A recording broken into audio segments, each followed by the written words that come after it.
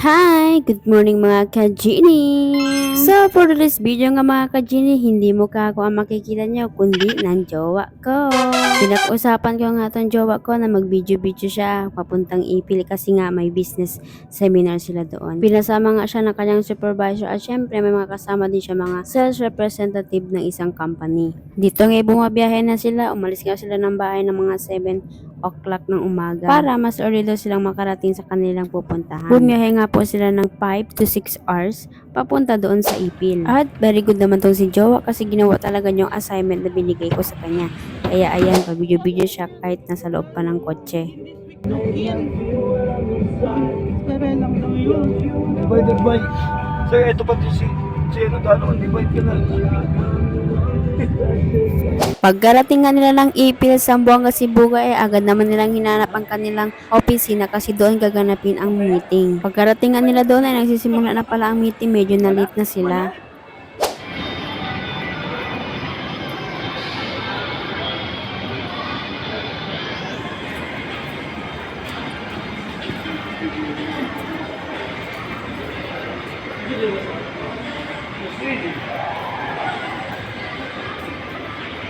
Pagkarating nga nila ay pumasok na agad sila doon sa meeting area. Ng meeting.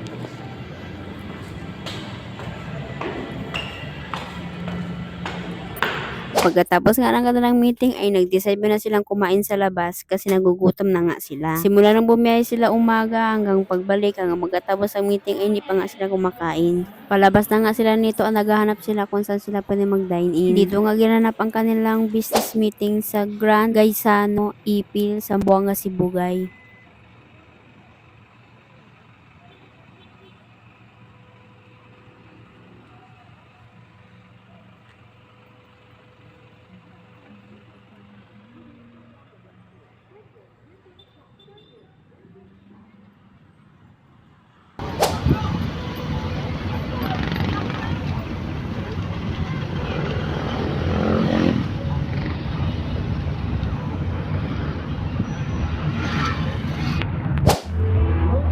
Pimilan yung kape.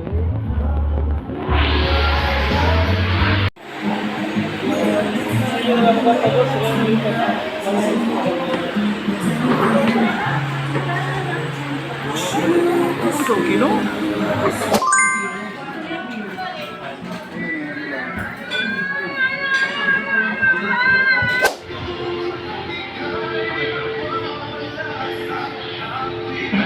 Six. Yung mga drinks mo.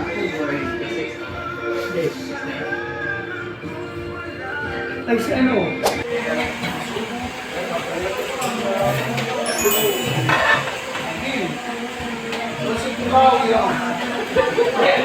Pagkatapos ka na lang kumain ng lunch, ay bumiretso din sila ditong kumain ng snack. Bumili din sila ng milk tea para pampalamig. At pagkatapos doon ay bumiyahe na sila ulit para pabalik na Zamboanga City.